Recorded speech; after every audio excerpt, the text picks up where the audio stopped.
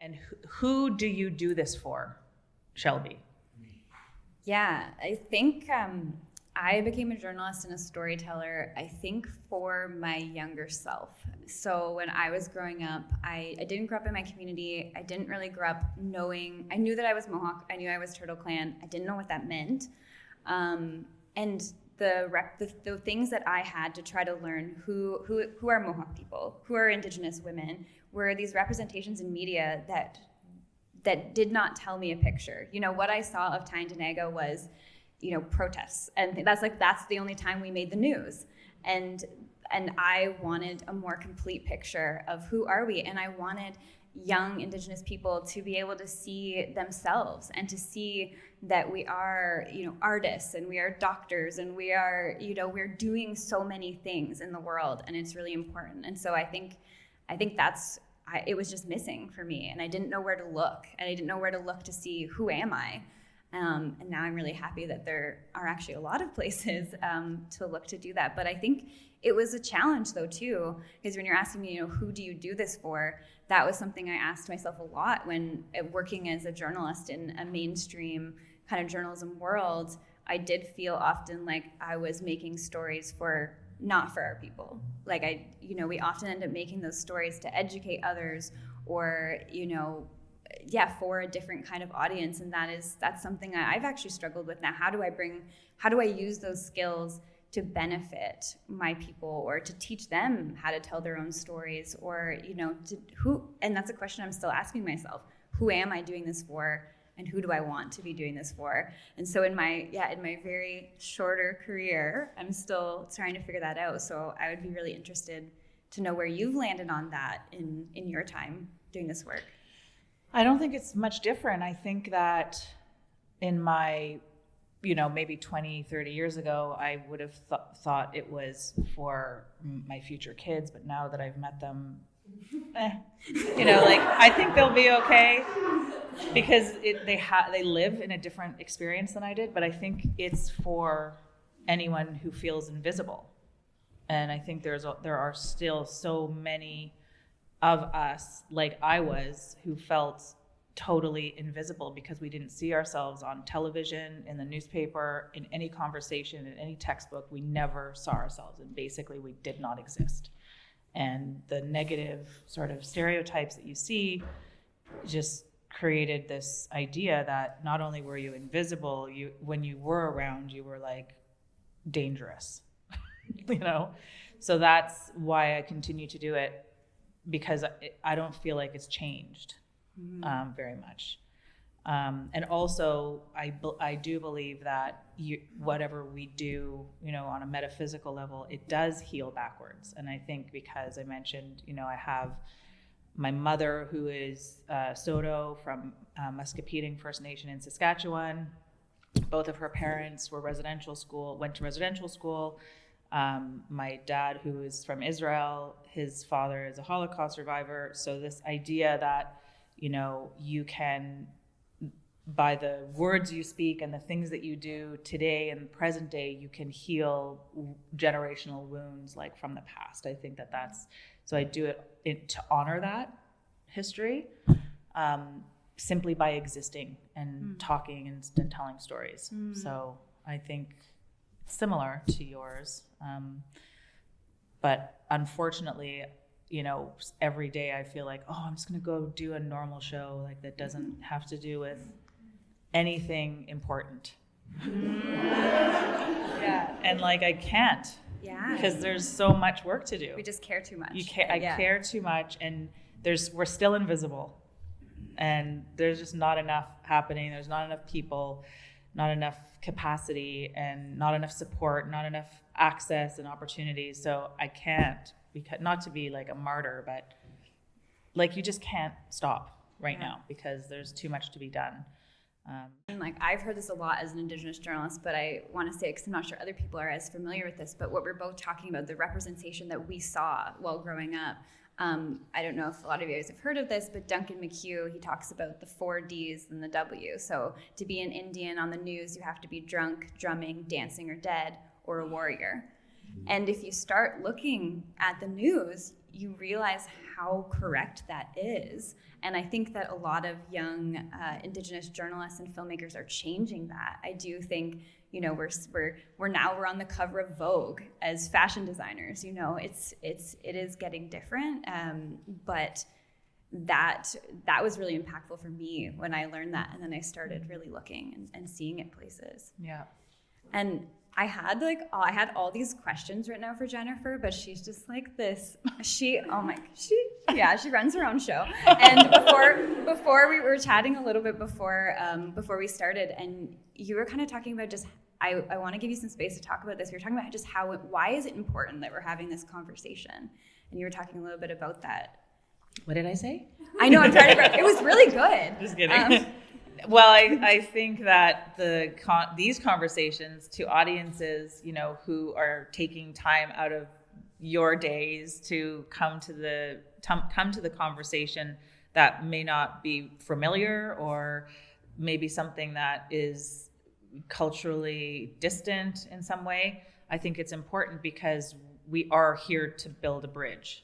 And those in the spaces that we occupy as storytellers, we're constantly building bridges. That's like one of our hats that we have to wear. And the more we're able to talk to other people about it and have an audience that listens to, you know, these experiences, the better chance we have on being in a space and someone says, oh, well, I know that you're doing this because you have to, so I'm going to help you by helping these people understand not to speak to you that way, or to maybe listen when you speak, or to, you know, start to break down some of the barriers that we commonly face in spaces. Because almost all the time, I don't know about you, I mean, I'm pretty sure I do know about you, but it's always just one of us. Yeah. Because for so long, you know, you're there to just represent that voice, and that had to happen that way because there was just nothing before that. But it's a lot of work.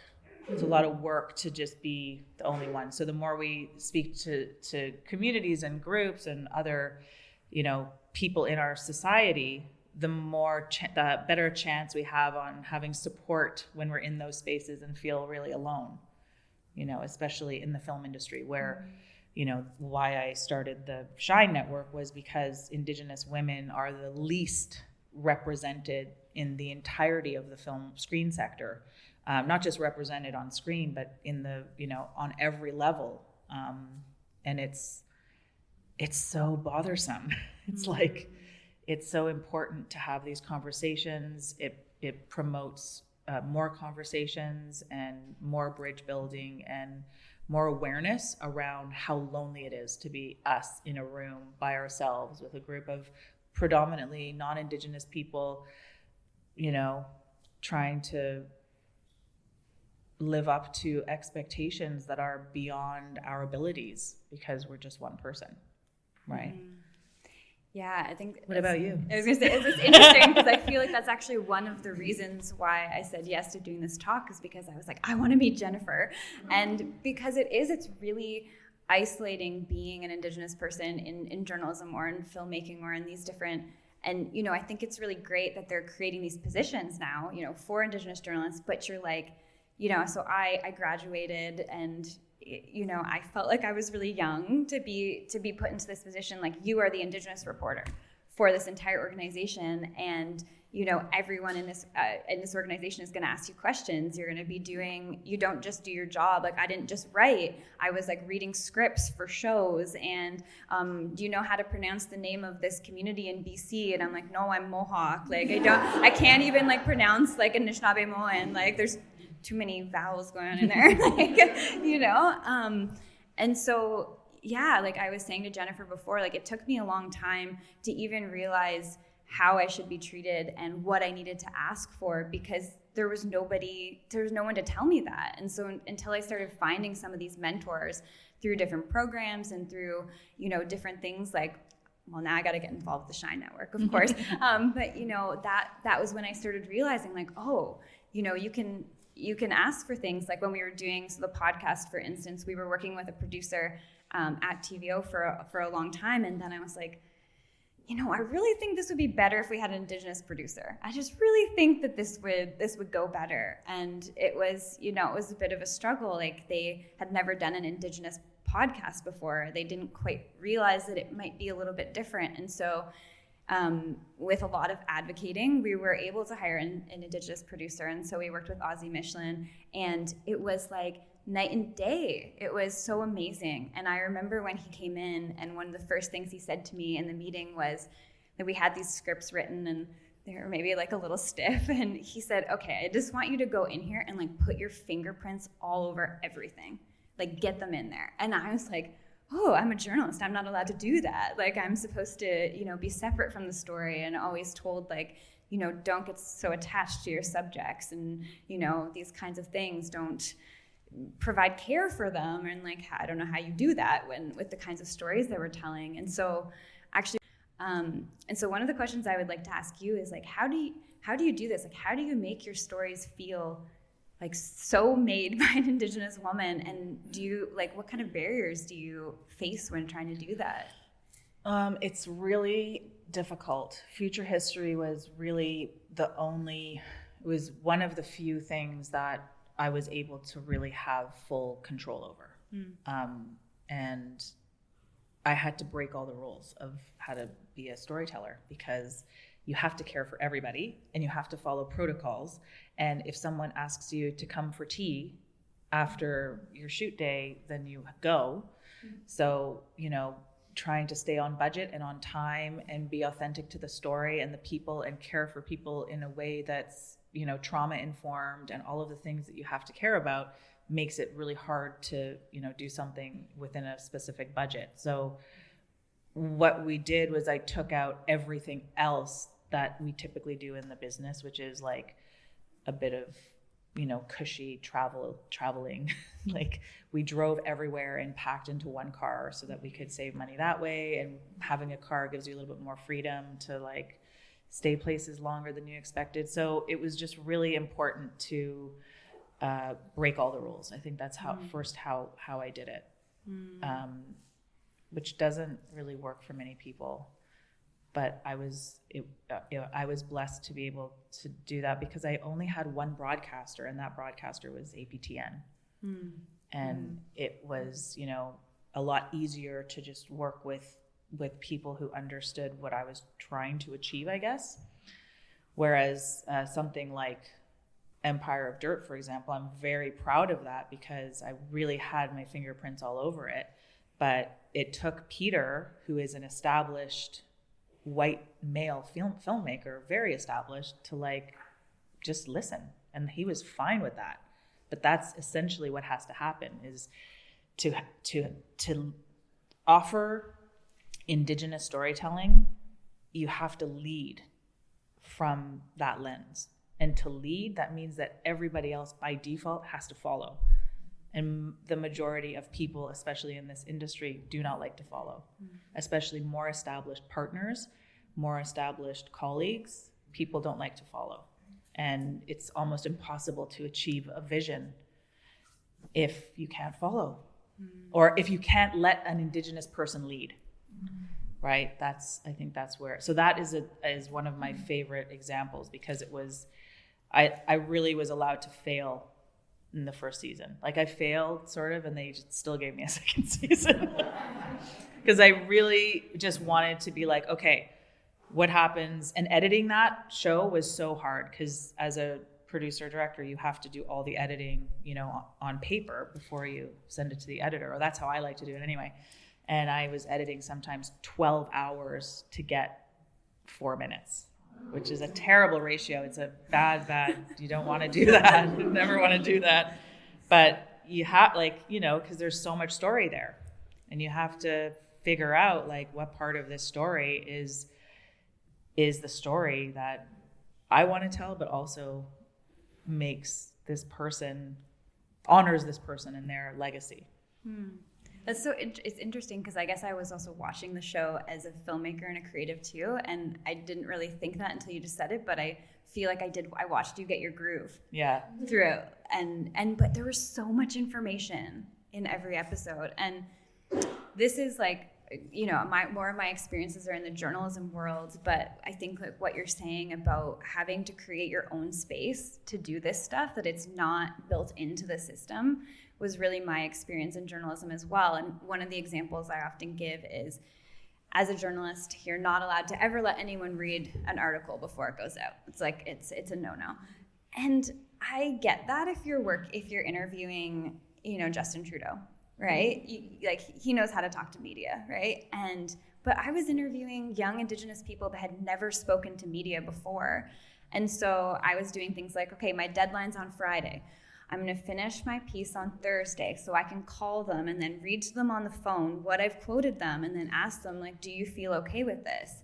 And put that into the story. But if I had told my editors that, like, that would have been, a no-go. They would not have been impressed that I was doing that. But we care. We care about the people that we're working with, and it's not a subject to me. This is a young Indigenous designer, and I want them to not be scared of media. And we have a horrible legacy with the way that we've been treated in media. And so I was often told, like, well, you're very precious with your words. And I'm like, of course I am. Like, we need to be. And I think you should be more precious with my words, the people that are working on it. And so, but that was one thing that came up kind of when we were preparing for this, is you talked a lot about cultural safety and how that is not in the budget. And could you explain a little bit about, like, what does cultural safety mean to you, and how do you implement that on projects?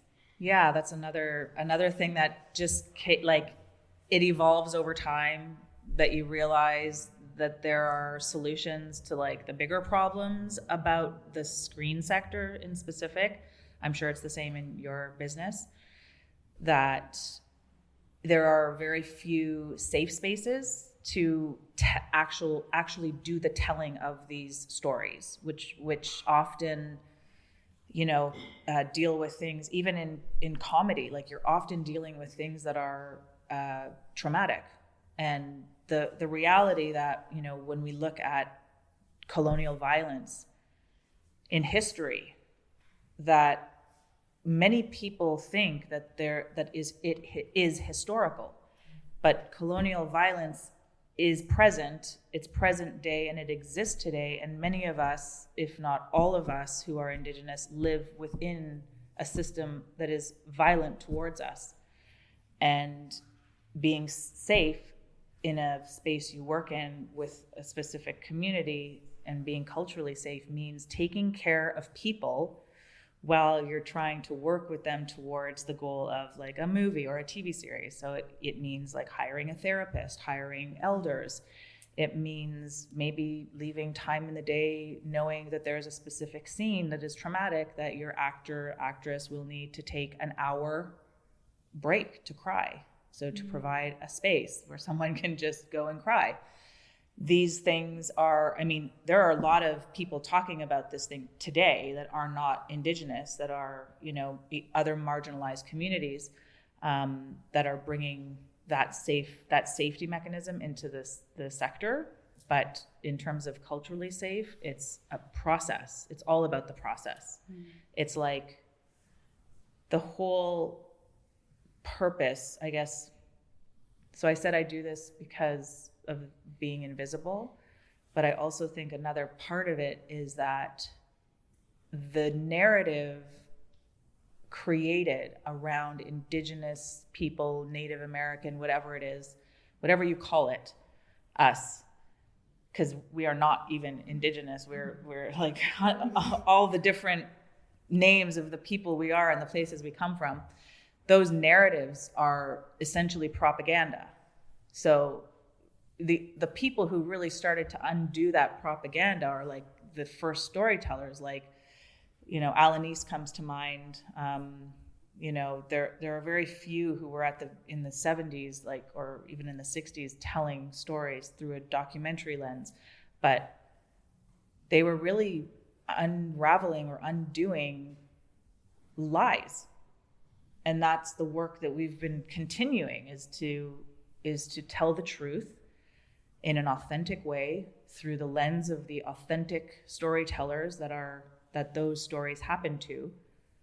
And in order to do that, you need to create safe spaces to tell those stories, and those processes don't fit in a budget that's created by, an industry that is all really about the bottom line.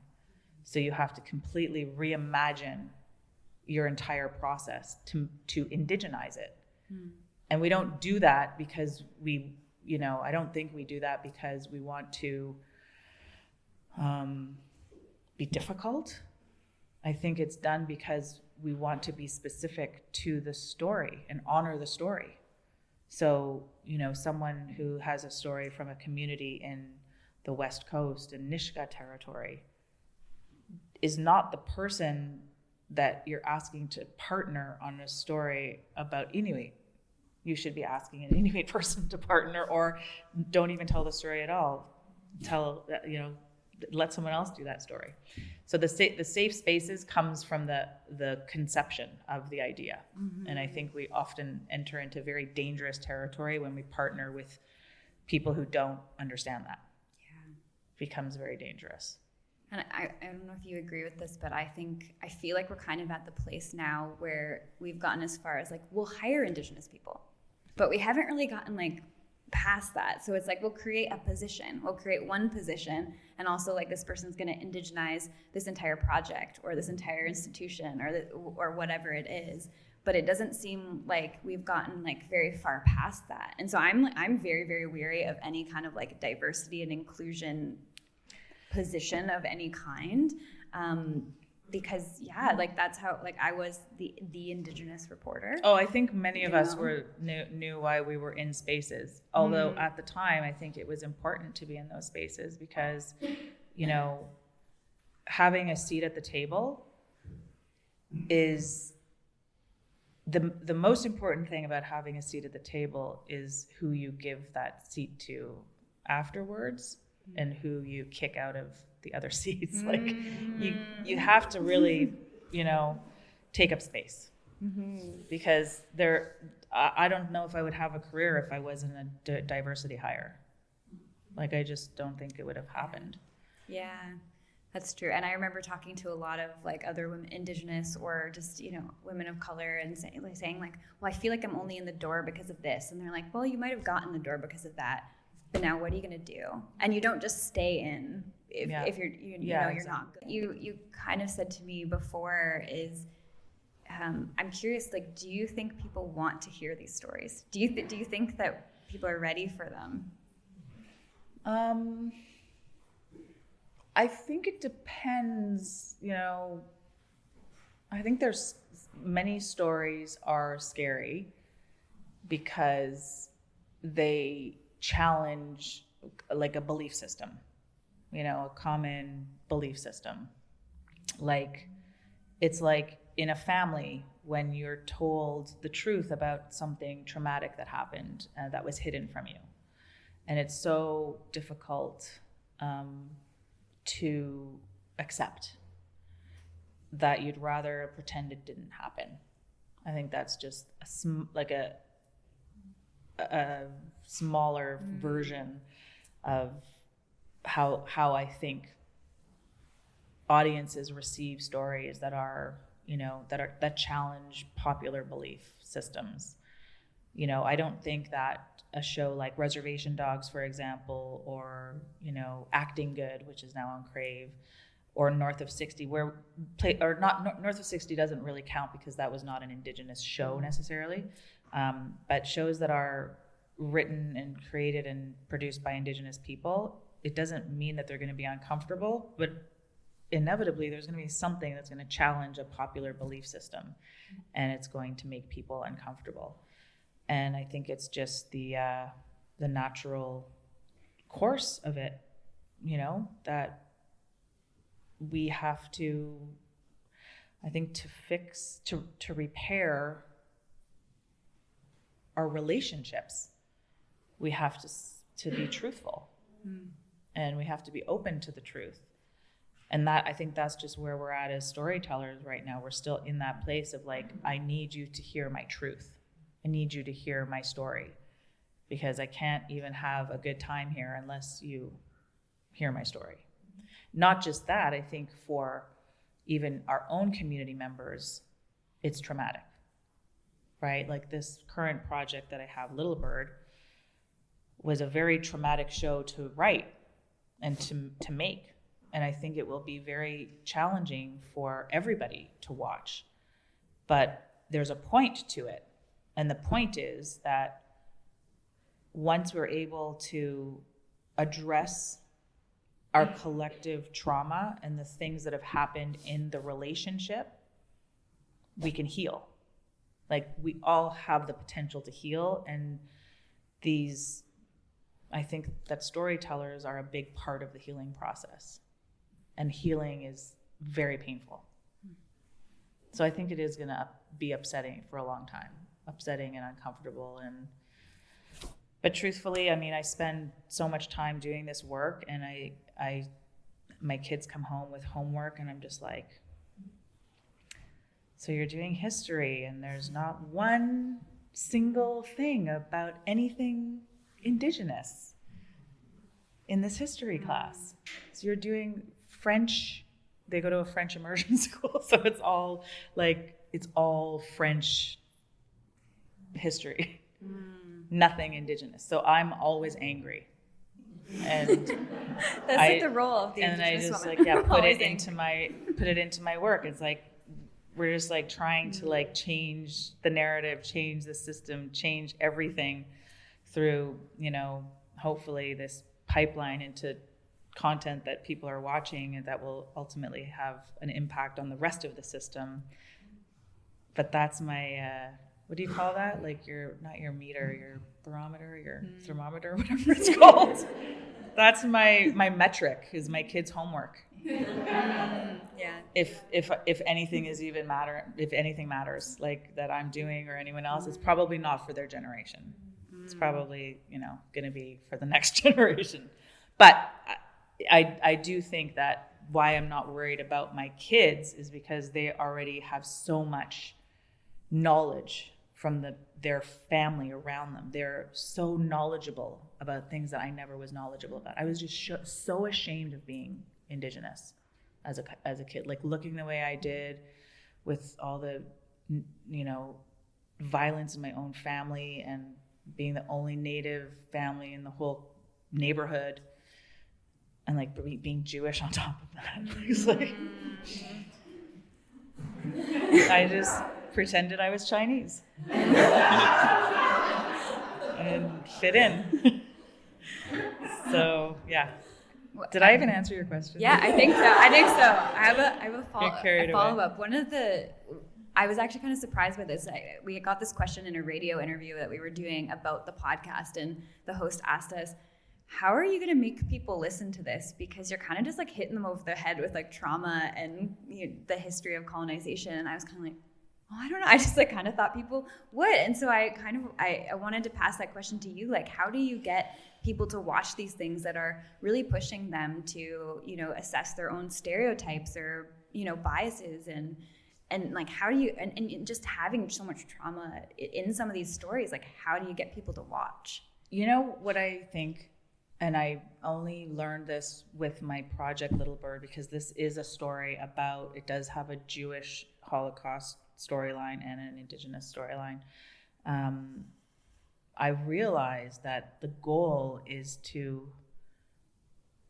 help people find themselves in the story, no matter who you are. Because everybody knows trauma. Everybody knows feeling invisible. Everyone knows feeling disconnected, and everyone knows what it feels like to be home and want to find home. Those stories are universal, and I finally realized that the job of the storyteller is to make everyone feel seen, even though that it might be a very culturally specific story. So then, you feel a part of it. You invite the audience in. It's not that you're hitting them over the head with it. They feel connected to it, which is the most miraculous thing about stories. It's like, how do you watch a foreign film that you don't even speak the language and, even without subtitles, and suddenly feel the story? And that story gets inside you, and you like think about that story and how it impacted you and how your life is changed because of that story. I think that's the goal, is to help people find their own way into the story, even though it might be uncomfortable. But, and it's not for everyone. Mm-hmm. There are definitely demographics it won't work in, like it just won't fly. Yeah. And I think you're just being a good filmmaker, having, writing a really interesting character that is going through a journey, something interesting that people want to watch, right? Yeah, and it's, again, it's not for everyone. You're never going to have, I don't think, a story that like everybody loves. Yeah. It's just for, for those specific people. And every community is different. And that's what excites me about like training and building capacity, is that, I've been lucky enough to travel through the work that I've done to like, I don't know, thousands of communities. And every community has a whole different way of, worldviews and language and storytelling and practices. And, even when everything has been taken from them, they still have, that identity of who they are today with that culture gone. There are communities that fully speak their language, but have no cultural teachings left and are, Pentecostal. That's a story. And there's a million stories there in that community. So it's not like, our job is not to tell one story, it's to tell all of the stories and to encourage everyone to tell those stories, because I really do think it's an enrichment exercise that, I kind of want to say like, you're welcome, because like it's good medicine for everyone. People might not know it, like, unfortunately, but it's good for the world. Mm-hmm. And it does build better communities to know about each other and to build a better future, that's a whole other thing, like that you were talking about language. Like language is the real thing that's going to unlock all of the knowledge that is missing, right? That's the truth of it. So we can only go so far, but the next real step is to do all of this in the language. Yeah. And that's what we did with Unsettled. I wanted to ask you about that, Yeah, it was the first TV series. It was the first TV series to go through the Indigenous language program, which only meant 20% of the content was Anishinaabe. But the whole series was dubbed in the language. And again, that was like pretty remarkable it was a crazy experience to do that. And my sister, who did learn the language, a good amount of the languge, is in it, and she got to speak the language in it. And it was just like amazing. I don't know when that will happen next for me, but that's the next big frontier for sure, is everything in the language.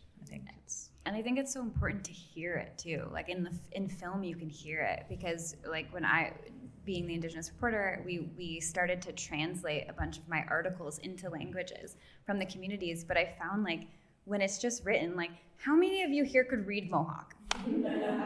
Like that doesn't, it doesn't bring it alive. Like you have to hear it. So I even talked about maybe having someone like reading it, so you could like click something and then hear it. So I think having it in film is so much more powerful, because even like being able to connect, like our K's sound like G's, and we've got, there's some things going on in there that, people can't, it just kind of is like this barrier, and it stops people.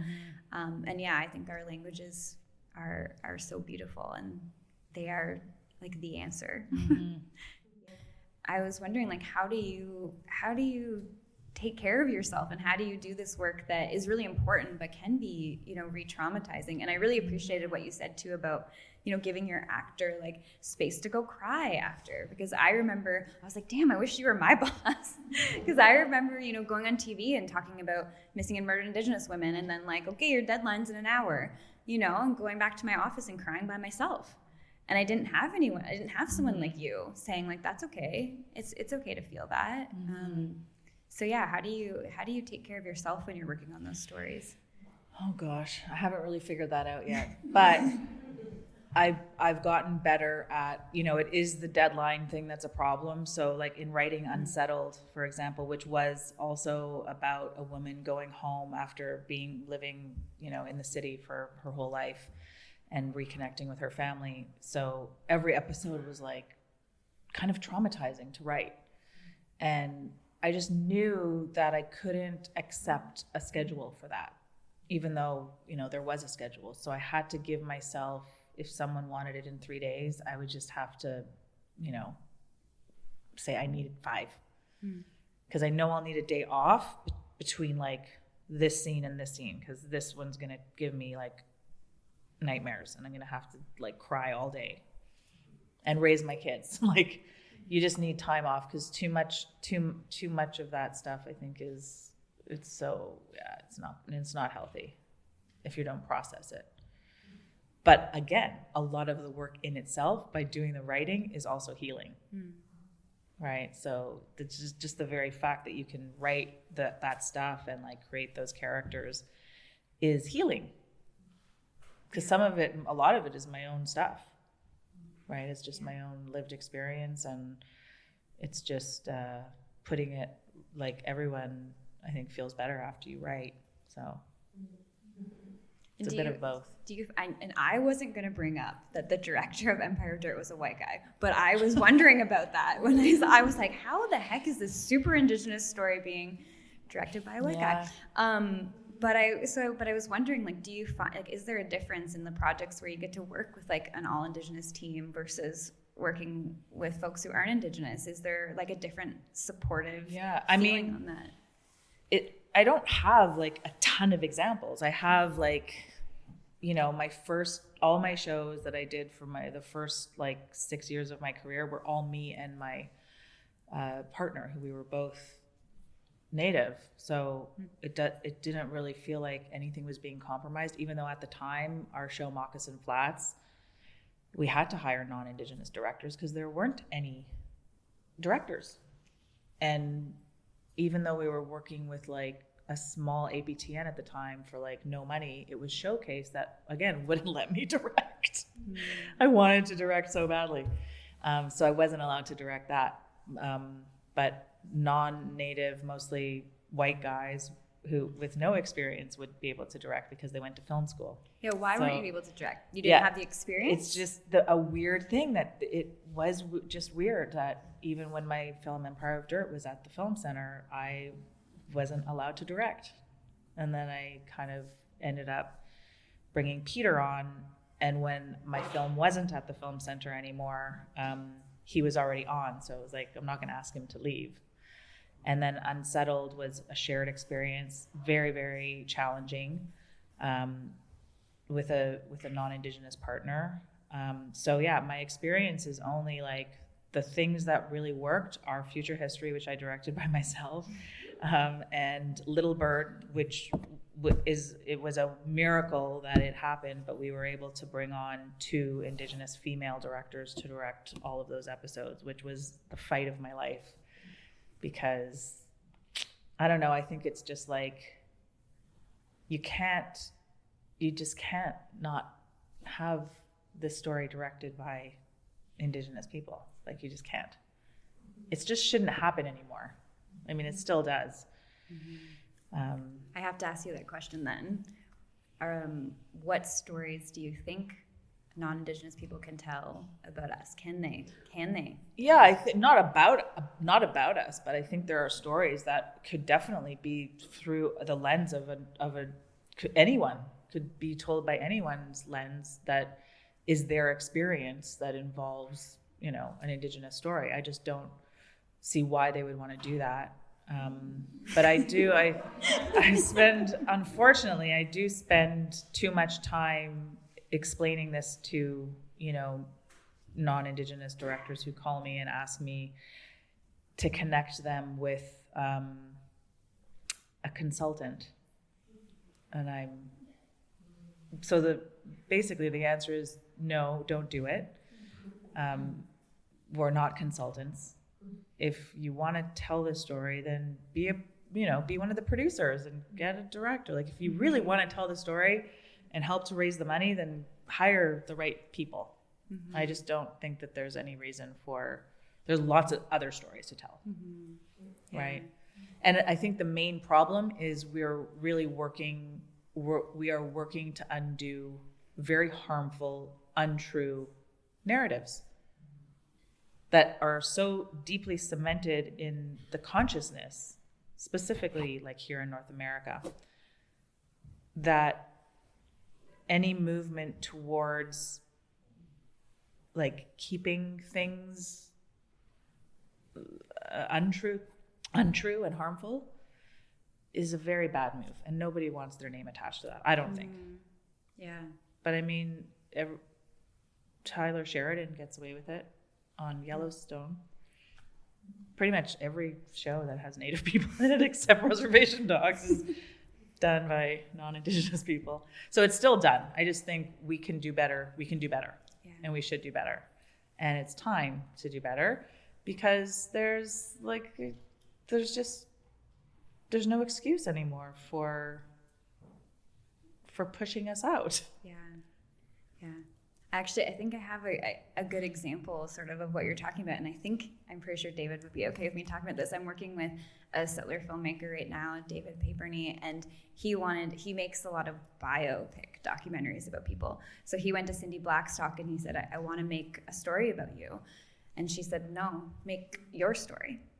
And so now he's where I'm helping on this documentary, and it's about who are all the cogs in the system that allow this violence to continue happening. And so he's talking to, people who work in child welfare, but it's all non-Indigenous people, and and a lot of them saying, like, I'm not actually comfortable with what's happening, but either I'm too young, or I couldn't do anything about it, or, I'm like one person signing this paper, but like, where does that actually go, and what does that actually mean? And so I actually thought it was really good of him to, like, he listened to what she said, and he was like, you're right, like, what is my story? And then he went back, and he is also Jewish, and he thought about, his family and where he'd come from, and sort of how do these things happen? And similarly to that history, like, who are all these little cogs? And it's not like every single one of those people is an awful person, but it all, kind of comes together, and it's just this system that feels like impossible to dismantle. Mm-hmm. And so I think that was an example to me of someone who took that and listened. Yeah. And, he's been doing this for a long time, and I was like, you can learn, even, it doesn't matter what your age is or how long you've been doing it or what, like, you can take on board these ideas, mm-hmm. and you can change. That's smart of her to say, and even smarter of him to listen, because you don't want to mess with Cindy Blackstock. No, for sure. No. But yeah, that's important. Yeah, I will actually steal that and use that too. I don't think it's been effective the way I've been dealing with it.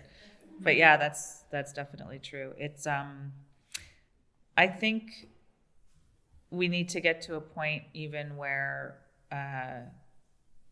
this actually, I'll promote this. It's hard to read, so sorry for that. But this is a program here, if you wanted to find out more about it, that I'm doing through the Shine Network, which is designed specifically for, the screen sector to understand how to be culturally informed and culturally sensitive when working with Indigenous people. And it talks about those kinds of things, like, this isn't the course, but this is about the course, and we've partnered with the National Screen Institute so that it's actually a certificate course that you can get, so that, let's say, on your production company website or your actual production call sheet, you can put the badge that you get when you graduate the course. It's a half-an-hour course, and that's one of the things that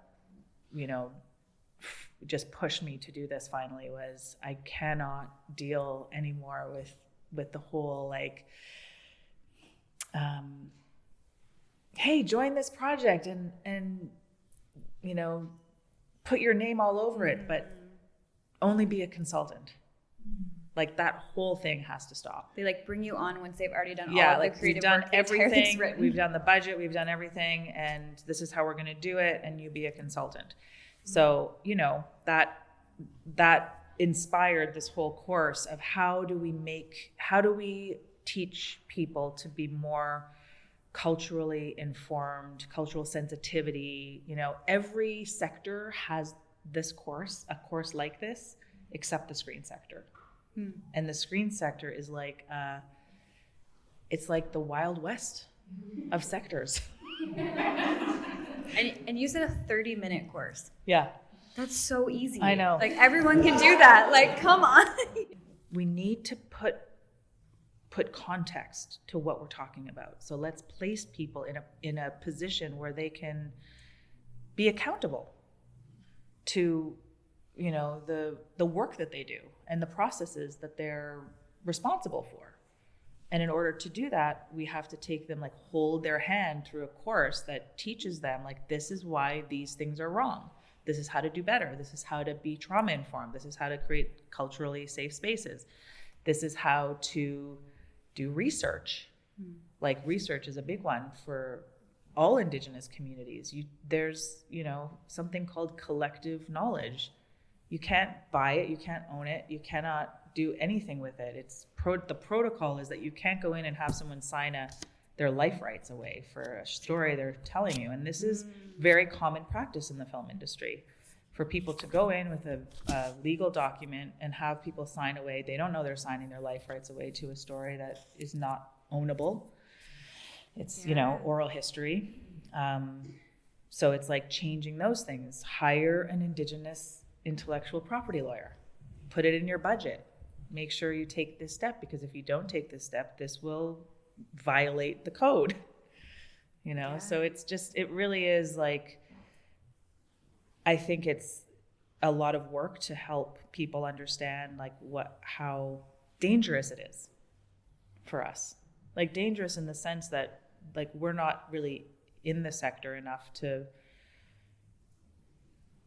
we don't have a big enough voice in the screen sector to make a difference. And I think that's because the spaces are not safe. And I think it's true. I've seen it happen. I've been at myself in situations where, you know, you just think, oh, it's just the business. It's how it is. People are abusive and they talk to you like that. And, you know, there's bullies and whatever. And I always feel a lot of hope when I talk to people who've been doing this for a long time and they just tell me how awful it is and how awful it's always been. I'm like, okay, why don't I just do that? It's like fine. You know, but on the flip side, it's one of the only places really that, you know, when we talk about dismantling and reimagining, like, ways of doing things that are inclusive and healthy, it's one of the sectors that actually can really happen in. Like, it really can, because it's a place where a lot of creative people are, a lot of innovation happens, a lot of imagination happens, and those are the kinds of thinkers that you want on the front lines of, like, real big dismantling of narratives and, you know, systems. So aside from, you know, I don't know what other industries there are because I'm so focused on this one, but it's a good industry to reimagine within, you know, and I think we'll be able to do it, and everyone will take this course and it will be fine. It'll be perfect and everyone will be happy. Yeah, one question I wanted to ask you, because, like, we're seeing so much more, like, you're talking about Res Dogs and, like, all these, oh my God, amazing shows that are happening. And and you know, the work that you're doing with the Shine Network, the work that Jesse Wente is doing, you know, like, so many folks doing this work. And do you think that this is a change that we're seeing to have more Indigenous stories and more representation? Is it, I guess, like, I'm a little scared, like, is this a trend? Are people gonna just, like, one day be like, we're, you know, no more funding, no more, like, nothing for those people? I'd like to think that, like, 20 something years ago, when it was really, really hot to be a Native actor, that was a trend, because then it just disappeared and it just didn't emerge at all for a long, long time. But in that time, there was a lot of education and training happening. So now what's happening is people don't just want to be actors, they want to be writers, directors, producers, executives, you know, people are really ready to infiltrate. And I don't think I think even if it is a fad or a trend, that we could still walk away and create our own thing. Mm-hmm. It seems like a lot of Indigenous people are doing that in journalism and film and in these different sectors. They're kind of like, yeah, we're just going to go create our own production house, our own, you know, whatever it is. Yeah. Yeah, it is. I mean, it's a good question, and yeah, like I'm like, how many films do I need to get made before they stop wanting to get money? You know? Yeah, it's a good question, but I think, you know, it's never easy to do anything for anybody. I think you have to work hard, and especially if you're like an entrepreneur, you have to work even harder, and you know, find your ways of uplifting yourself, and community is a good way to do that. However it is that you know, build community and stay in touch with community to lift yourself out of the dark times, because regardless of who you are, the business of trying to sell, you know, spending all of your life writing an idea and then having people tell you it sucks is a terrible business model. But so you know, you just become more innovative and create more, and there's so many more platforms now, and you just have so many more opportunities today than ever to be seen and to tell stories, right? Like, pretty certain TikTok is like the best place to tell stories right now. Yeah, I'm like amazed that they're like creating and editing like films. So your 1.5 minute movie is the perfect, like, TikTok is the perfect platform for that. And yeah, it's true. You don't need a specific length, and stories are valued on every platform.